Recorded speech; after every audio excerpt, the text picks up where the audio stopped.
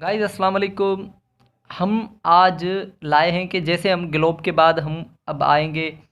पहले तो हमने स्ट्रक्चर पढ़ा, यानी प्रीवियस वीडियोस में हमने स्ट्रक्चर पढ़ा, लॉन्गिट्यूड और हमने लेटीट्यूड पढ़े, इक्वेटर के बारे में पढ़ा, जीएमटी लाइन के बारे में पढ़ा। अब आते हैं कंटिनेंट के ऊपर, यानी अर्थ को डिवाइड किया गया है। अर्थ डिवाइडेड इन 7 पार्ट्स, 7 बड़े आज़मों में, यानी कंटिनेंट्स में धरती को क्या किया गया है, क्लासीफाई किया गया है।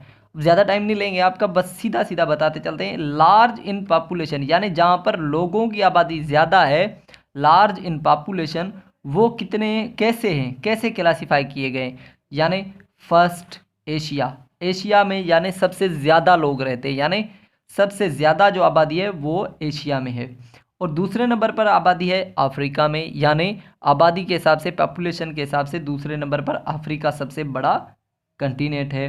और उसके बाद तीसरे नंबर पर आता है यूरोप, यानी यूरोप में एशिया अफ्रीका के बाद सबसे ज़्यादा लोग रह रहे हैं। उसके बाद आता है नॉर्थ अमेरिका, फिर पाँचवें नंबर पर आता है साउथ अमेरिका, और छठे नंबर पर आता है ऑस्ट्रेलिया, और सातवें नंबर पर आता है क्या, सातवें नंबर पर आता है हमारा अंटार्कटिका। ठीक है, तो गाइज उसके बाद लार्ज इन एरिया वाइज, यानी एरिया के हिसाब से कौन कौन से पहले नंबर पर हैं, कौन से दूसरे नंबर पर हैं। तो अब यहाँ पर थोड़ी चेंजेस होने वाली है, क्योंकि ये एराजी के हिसाब से, यानी अगर पॉपुलेशन कम या ज़्यादा हो जाए कंटिनेंट में तो ये ऊपर नीचे हो सकते हैं, लेकिन ये कभी नहीं होंगे। आपने इस नंबर को ज़रूरन याद कर लेना है।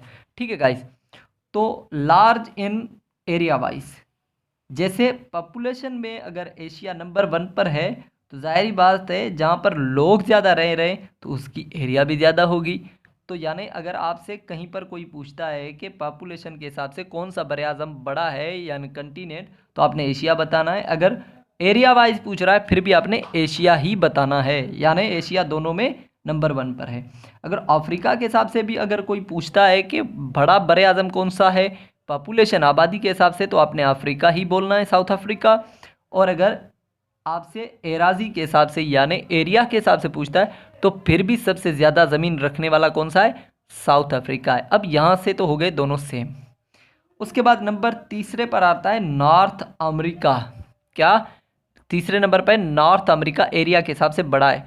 अब जो सबसे अहम बात है वो ये है कि नॉर्थ अमेरिका दोनों तरफ साउथ अमेरिका से पहले आ रहा है। यहाँ पर अगर आबादी की बात है तो वो है तो चौथे नंबर पर, लेकिन साउथ अमेरिका से ऊपर है। यहाँ पर भी साउथ अमेरिका से ऊपर है, क्योंकि अगर वो पॉपुलेशन ज़्यादा रखता है तो जाहिर सी बात है वहाँ पर लोग भी ज़्यादा रह रहे हैं, तो धरती भी ज़्यादा होगी, ज़मीन भी उसके पास ज़्यादा ही होगी।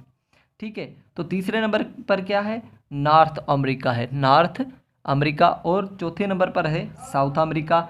पाँचवें नंबर पर है अंटार्कटिका। तो आप जहन में रखिए यहाँ पर सातवें नंबर पर अंटार्कटिका इसलिए कि यहाँ पर उस पर लोग नहीं रहते, लेकिन यहाँ पर वो पाँचवें नंबर पर है। किस लिए, क्योंकि उस पे उसके पास अगर ठंड की वजह से, बर्फ़ की वजह से लोग नहीं रह रहे परमानेंट, तो इसका मतलब ये नहीं है कि उसके पास ज़मीन नहीं है। वो भी पाँचवें नंबर पर बड़ा बर आज़म है। अब यूरोप की बात करते हैं, तो यूरोप यहाँ पर तो वैसे तीसरे नंबर पर आ रहा था, लेकिन उसके पास ज़मीन बहुत ही कम है, तो वो तीसरे नंबर पर है। ठीक है, तो गाइस वो यहाँ पर छठे नंबर पर है, सॉरी छठे नंबर पर है। सातवें नंबर पर आ गया आपका ऑस्ट्रेलिया। ऑस्ट्रेलिया वो बड़े आज़म है जिसमें न्यूजीलैंड और पोलैंड के अलावा कोई, न्यूजीलैंड के अलावा, सॉरी न्यूजीलैंड के अलावा कोई भी कंट्री दूसरा उस पर कंसिस्ट नहीं करता। तो गाइज़ ये थे बड़े आज़म के बारे में हमारी स्टडीज़, तो हमने उसे भी डिफ़ाइन किया। आई होप कि आपको वीडियो पसंद आएगी। लाइक कमेंट शेयर बहुत ज़रूर कीजिएगा, और आपके प्यार का बहुत बहुत शुक्रिया।